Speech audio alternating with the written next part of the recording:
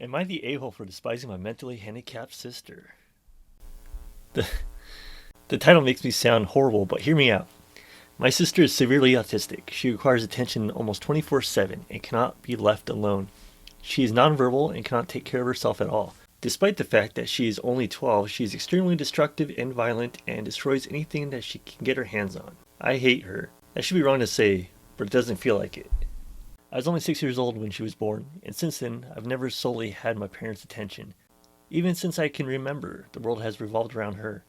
I was moved out of my room into the basement at 7 because she needed to be in the room next to my parents. All of my toys as a child were destroyed by her, and my parents simply ignored me when I complained. Even when I was 14 and she destroyed a Mac my school gave me, I was in the wrong. Oof, terrible parents. Along with this, I am expected to take care of her and drop everything I do for her. I can never make plans with my friends because my parents expect me to be there if they need me to take care of her. Even when I do somehow get time to myself, I am required to leave if they need me. If I do not, then I am punished. The recent example of this is when I went to see the new Spider-Man movie and was grounded because I turned my phone off in the theater. It seems as if I'm nothing more than a slave to them. Anything involving her simply overshadows me. This last week I was chosen to give a speech at a school event. I was so excited my parents promised to be there, but they never showed and claimed it was because of my sister. Anytime anything like this happens for me, they are too busy with her. I've held this in for so long and it finally spilled out today. While talking about colleges with my father, he joked that I should get a degree that pays well so that when oh man, I know what this is going. So when they're gone, I can take care of my sister. I don't know why this caused me to break down. I cried and screamed about how it's always about her. I'm nothing more than a caretaker to them. That they always make it about her. I'm nothing more than a caretaker to them. That they always make it about her. And that I'm expected to be her slave for the rest of my life. I've locked myself in my room since then, and my parents have not come to check on me. Am I the a-hole here? The decision is not the a-hole. Edit/update kinda. Well, thank you for all the support and love that you guys have given me. I never expected this post to reach the popularity it did. Thank you all. After thinking about it these past hours, you are right that I don't despise my sister. It's not her fault that she was born the way she was. My parents came to me to talk a while after my breakdown, but I was unable to bring myself to talk to them and only cried and asked them to leave. They have made arrangements with my grandfather for me to stay with them. For the time being, and I'm getting ready to go to his house. My parents want to talk to me, but we have decided that it's best I leave for now and have some space and time to collect myself. We will be sitting down and talking later this week about the issue. Thank you all again for the love and support through this. I'll send an update your guys' way later this week if people are interested. Jcon says, NTA. These are perfectly legitimate and understandable feelings. You've done nothing to sign up for taking care of another human being. It's not like it's your kid. And that was wrong of your dad to joke about, because it sounds like he is probably thinking along the same lines. Be honest with your parents about how you feel. Make it clear that it's insane that you are expected to be a full-time babysitter, grounded for no phone in a theater? That's BS.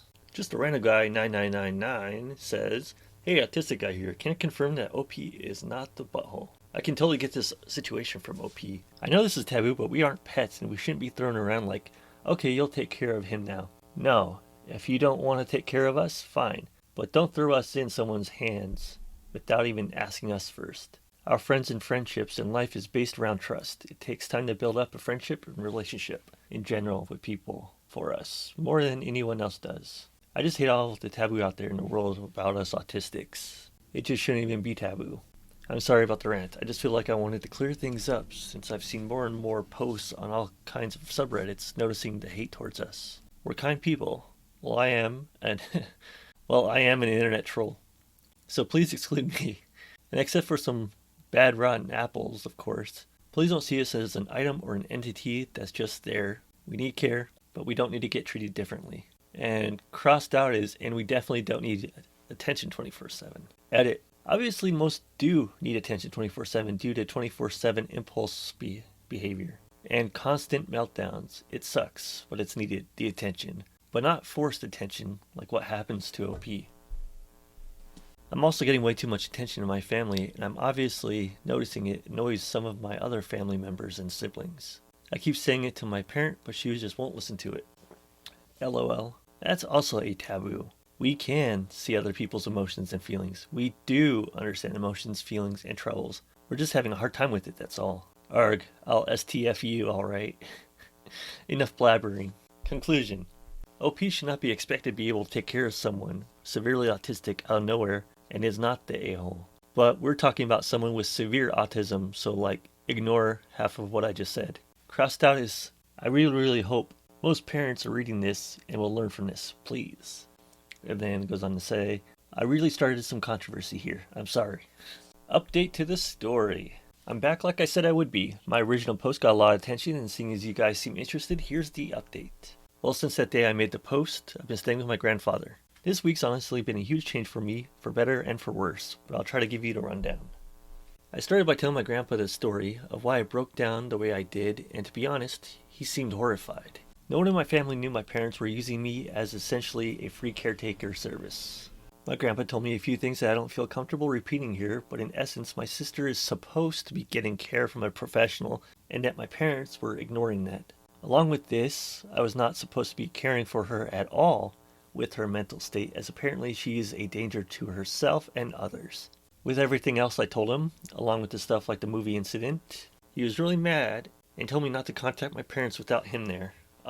That's good advice. He pretty much told me that he would be meeting with my parents beforehand and that he was going to be there when I sat down with them. It didn't end here either. The rest of the week consisted of other family checking in on me and telling me things that my parents hid from me. This included the fact that my parents have been taking money from family to fund a caretaker that doesn't exist. Oh, this is hard to read. Suffice to say, this week has been rough. But the upside is that even through all this, my extended family has been giving me more love than I've felt in a while. My grandfather spent last week making up for time I've lost, encouraging me to spend time with friends and do other things I want to do. My aunts and uncles have also been helping me through the week. Well, Saturday night I sat down with my parents to talk. It went badly to say the least. They came clean to me about everything. They told me things I will not repeat here, but they did not apologize. My parents still claim that I somehow owe my sister my time. My father even saying, you were put here to be her caretaker. I won't lie and say I was composed. After everything I learned, I confronted them on the fact that my sister needed a caretaker, the money that my dad was taking from his sister, and a few other things. They denied it or made excuses. And in the end, we ended off in a worse place than before. Today will be my last time talking to them for a while. After talking with my grandfather and uncle last night, I'm not going back. Later today, I'm going there and picking my stuff up and moving in with my grandfather. When I graduate high school, I'm planning on leaving the state to go to school. My aunt told me that the money she was sending to my dad will instead be coming to me from now on. My parents have called me twice since Saturday. Neither of them were to apologize and only ask when I was coming home. I won't be coming back to them. Right now, I still feel pretty uneasy about everything, but I feel like that will pass. The rest of the family is showing their support to me, and honestly, it feels great. But in the end, I lost my parents. Over all of this, I learned something that I wish I saw earlier. I don't hate my sister. In fact, I love her with all my heart. I should have never projected my hate onto her. That was wrong. And someday I hope to make up for it. But for now, I need to leave. So there's my update. Thanks again for the support of my original post. I really appreciate everyone who took the time to comment or show me support. Thank you. Edit. Thank you all so much. I wish I could respond to every single one of you, but my lunch only lasts so long. I'll update tonight how the move out went, but until then, thank you all. I want to say that your support has been amazing and your kindness means more to me than anyone could ever imagine. Late edit. Well, I never imagined my story would reach the popularity it did. I know it's kind of cliche and I've said it 1,000 times, so thank you all. We just got back from moving my things out of my parents' house. Everything I wanted to take, my grandpa and uncle helped me move, and it's at my grandpa's house now. Oh, this is important. I have my birth certificate, social security card, and every other document and record I could think of. My parents were quiet the whole time I was there. Because they know what kind of shitbags they are, man. Shortly after I arrived, my dad left with my sister, and my mom only hovered over us silently as we moved. It took a while, but as we left, she broke down and told me she loved me and would miss me. That's hard to believe, man. I hugged her and said goodbye, and that was it. Even now, I sit here and think if she really meant it. Right? After this whole week of her not saying anything, she waited till the end. I hope she meant it. Right now, though, I think I just need to look ahead. Maybe one day, me and my parents can reconnect. I hope so. Thank you all for the advice and love. It's been amazing, and I'm glad through this experience, I at least got some positive out of this mess. Will I come back? I don't know. If something happens and you guys still want an update, I'll maybe come around again. But for now, I'm going to move on. For all those out there who shared their stories with me, thank you. And I hope to see you on the other side. See you, Space Cowboys. Oh, that's a good quote. Wow, OP's grandfather is a saint. Too right, my guy.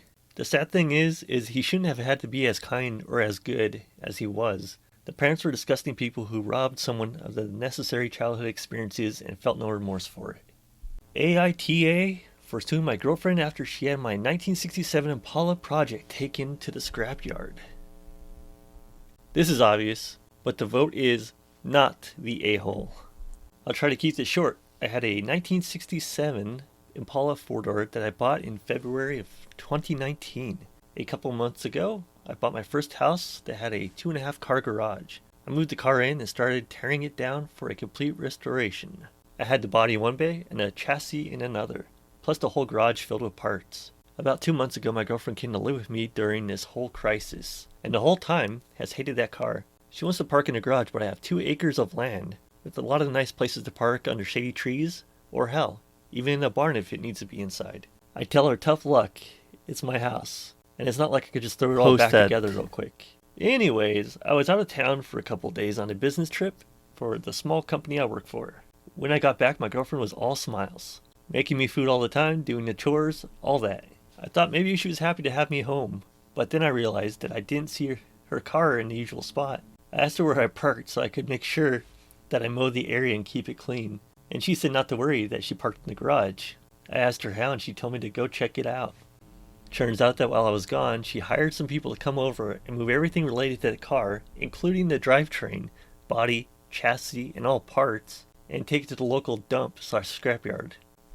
I was absolutely dumbfounded. I had spent over $11,000 on that car, including new parts, services, and the car itself. I told her I was going to more than anything for that, but then I got me off and never saw her again for a long time. I told her that it's done between us and to pack her things and leave. I admit, I was really angry, but I did end up getting a lawyer. And as I have all the receipts and all that money spent, and I have her on my house's security cam footage letting the guys in and watching them take it all, I think I can win. Her friends and family are absolutely blowing me up, saying it's a stupid old piece of junk and that she cannot pay back all that money I spent, and that I should just let it go. But I have been putting all my time, effort, and money into that car for 1.5 years now, and god damn it, if I'm not going to get justice for what she did. Am I the a-hole? Edit, thank you all so much for the support and awards and everything. I'm glad I have some people on my side. I got a call from her mom about 20 minutes ago, and she told me I was ruining her daughter's life over a stupid car. I told her she ruined her own life. I've been gathering documentation, as you put it, and I'm about to head to the police station and file a report, as suggested by lots of people here. Once again, thank you all. Update. Went to the police station last night, was told to come back in the morning. Just got back and filed an official report against her for grand larceny and grand theft auto. I showed them all the receipts I had for the car. It's hard to read without punctuation. I showed them the receipts I had for the car and the footage of her letting the guys come and take it away, as well as the title for the vehicle in my name. They said they will be in contact with all 3 parties, me, ex-girlfriend, and the junkyard guys, and they will hopefully be able to recover some or all of the car. Just have to wait now. Huge update.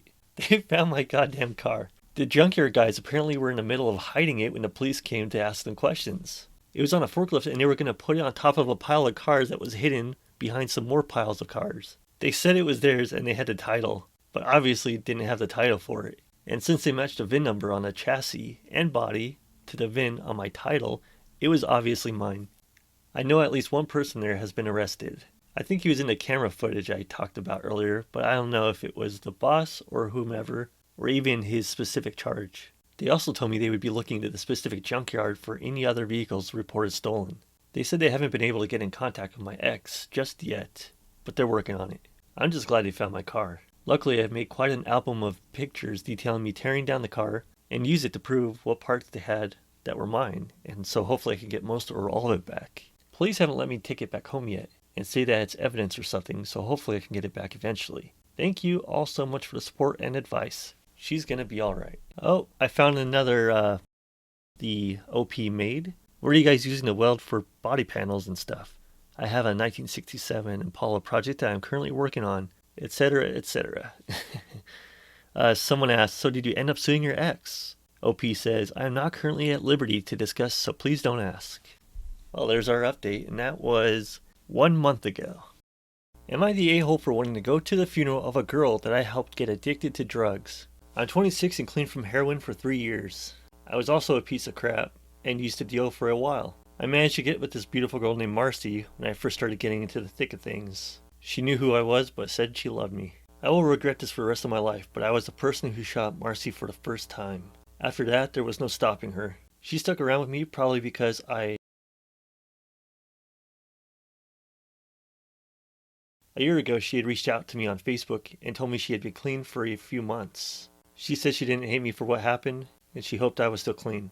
Last week, I got a call from my sister who told me that she saw on Facebook that Marcy had OD'd, and there was a funeral service this upcoming Thursday. I immediately burst into tears because I'd hoped that this would never have happened, and I feel so much guilt over it. I want to go to the funeral service for her, but I'm afraid that my presence would be unwanted. At the most, I would just slip in the back, pay my respects, and leave. I need to do this for myself. Am I the a-hole for wanting to go? The verdict is the a-hole. Sparkly Unicorn Lady says, you're not the a-hole for wanting to go. You would be the a-hole if you did go. Your presence would not be welcomed. Go mourn privately somewhere else. Also, edited to add, it's a dick move to use this opportunity to do this for yourself. That's the perfect point. Her family's not putting on a funeral to lessen the guilt of the person who got her. Her family's not putting on a funeral to lessen the guilt of the person who got their child addicted to heroin. Find something else to do for yourself. Maybe talk about it in an NA meeting or something. Deleted says, agreed, OP did enough. I would be irate if my brother's heroin dealer had the audacity to show up at my brother's funeral, more than elsewhere. Update. I want to sincerely thank everyone who commented. Everyone's comments were appreciated, including those that were less than pleasant. Since I received such great advice on my original post, I felt like I had an obligation to update, and I'm trying to follow through on all aspects of my life, even internet ones. The funeral service was held this past Thursday. Before then, I brought all the advice I received online and brought it to the real world and talked both to my therapist and sponsor about how I was feeling and what I should do. My sponsor was straight with me and told me that I would be putting myself in danger by going and that I should do something else that day to grieve. When Thursday rolled around, I was a mess. I seriously considered both just going to the funeral or using again, but instead I grabbed my dog and went on a road trip. We went to the beach and just hung out, just the two of us. I'm doing okay this week, but obviously I am still not doing great. I haven't reached out to any of Marcy's family, and I don't plan to. I understand now how devastating that would be. That's it. Take care, everyone. Yeah, I totally agree. Funerals are for family members. And friends. Definitely not a tool to ease anyone's guilt. Would I be the a-hole if I took over planning my funeral for my very religious parents? No surprise here, the community voted not the a-hole. Hello all. Well, if it isn't already obvious from the title, I am dying. I don't feel the details are super relevant to the issue at hand, but for those who are curious about my ultimate demise, I have cystic fibrosis, and after 2 rejected lung transplants, I've been told there isn't anything else they can do except keep me comfortable in my last few weeks. I've begun preparations for my funeral and such, and while I was thinking it would be a breath of fresh air in this whirlwind of death, I could not have been more wrong. Now, onto the title. My parents are both strict Southern Baptists and want a very traditional funeral. This includes hymns to be sung during the memorial, a casket, a graveside service, a viewing, countless prayers during the memorial, scripture to be read, etc. My issue with this is, well, everything. I am the complete opposite of my parents, not religious, curse like a sailor, drink like the Irish, you name it. Everything they are wanting and attempting to plan is not me as a person. I've somehow made it to 25 and managed to meet the man of my dreams and marry him last year, and he is torn. He wants me to have it exactly as I want. He just doesn't want to have to deal with my parents after the fact while actively grieving. I have 2 siblings, one of which is a clone of my parents, and one that is a mixture of both my parents and myself. I want my service to be one full of laughter, funny stories and pictures, upbeat music, cats. My husband and I are avid cat lovers. I want confetti and shit. But more importantly, I want to be cremated and put in a effing cat-shaped urn. I told my husband I wanted my ashes to be handed out like party favors, so my family and friends can take me with them because I love to travel. And he looked horrified. My parents are absolutely not on board and are essentially planning everything how they want. Attempting to take me shopping for a casket, flowers, picking out hymns and verses, the whole deal. I'm obviously not very pleased. So, I guess my question would be, would I be the a-hole if I took control of my own funeral and wrote a will to be followed exactly how I want? I understand my parents are grieving and I've tried to compromise with a mixture of both my views and theirs, but they aren't having it. I never thought dying would be so effing stressful, and I just want to enjoy what time I have left, without leaving a bomb of emotion and disappointment behind. Please help. Selfish parents, man. Edit, I should clarify the ashes as party favors thing. I wanted my closest friends and family to go home with a vial or something of some sort of my ashes. That way they could do with them as they please. Not everyone will get a piece of me, as strange as that sounds. Second edit. Holy shit. I was not expecting this. Thank you, seriously. I have read every comment and I wish I could reply to every single one. That is the goal. So please be patient with me. Thank you everyone for the kind words and messages. It's been so overwhelming, and if I were a cat, I would be making biscuits and purring until I keeled over. I am writing down everything that I want and will be approaching my parents in order to find a compromise. Yes, funerals are for the living and being able to remember that person for who they were, and not all the things that my parents wanted me to be. And I want them to understand this as they deal with my passing. I am willing to compromise, so wish me luck. I will attempt to keep up with everything, and as lame as this sounds, I'm off living my best life and trying to do something different every day, so I won't always have my phone. Tomorrow we are traveling to the fucking Everglades, so I can watch my husband be terrified while on an airboat. It's going to be awesome. NTA, it's literally your funeral. You sound like an awesome person, we're celebrating. OP says thank you. Update from the OP. Hello everyone. First of all, thank you for all the kind words, support, and love that everybody has offered and given. These weeks have been the most difficult I have ever experienced, and with great sadness that I tell you all that my beautiful and cat-crazy wife has passed. I've had to cut this short due to character limits, sorry all. But she did leave all of you a note, Reddit. I copied everything verbatim below. She truly loved everyone and was smiling so much after her first post. I'll take my leave here, much love. Reddit. If you're reading this, I am dead. Pretty crazy to be talking to a dead person, eh? It feels a bit strange to be writing this. If this feels a bit disconnected, I'm sorry. I have to take frequent breaks as I get tired pretty quickly now. My husband often writes these words. Such a sweet ham, I know. Be nice to him, okay? But I wanted my last words to be written by me. Long story short, we talked to my parents. A lot of people asked about why my husband wasn't planning the funeral and my parents were taking control. Honestly, my parents didn't take the news of my passing to come well, and I suppose their closure was try and take control of what they could. I'm not angry at them, I understand. They had already prepaid a large portion of the service, and to put it plain and simple, it was a shit hand they were dealt. So we talked to them. I laid it all out for them, and somehow we reached a compromise. Lots of tears, lots of hugs, and surprisingly lots of laughs. They admitted that they had been losing their faith with everything that had happened, and their way to attempt to find it again was to take control and guide me into the afterlife. Not my thing though, and I explained that I am not them, but their daughter, who wanted to live her last weeks in peace, not the turmoil they were putting me through. And while a lot of people stated that funerals are for the living, true, I firmly believe that a funeral is for the living to remember that person as who they were, not as what anyone else wanted them to be. My parents seemed to understand when I told them that. They were not on board with the party favor aspect though, kind of a bummer. Pretty lucky to plan my own funeral, honestly. But now that is all said and done, thank you guys, and I was blown away by the responses. I was moved to tears and I wish I had the chance to meet every single one of you. You all be good now, aight? Take it one day at a time and fucking enjoy yourself. You only get one life, unless you're someone who has survived death and you're just a fucking hero and probably a cat with a few lives to spare. I love you all. I'm resting easy now. This disease sucks and I'm happy to be rid of it. And laugh, and love, and cry, and be sad. Shit happens. I've gotta go now. I'm gonna go snuggle my husband and my cats. Keep it real, Reddit. Love you all.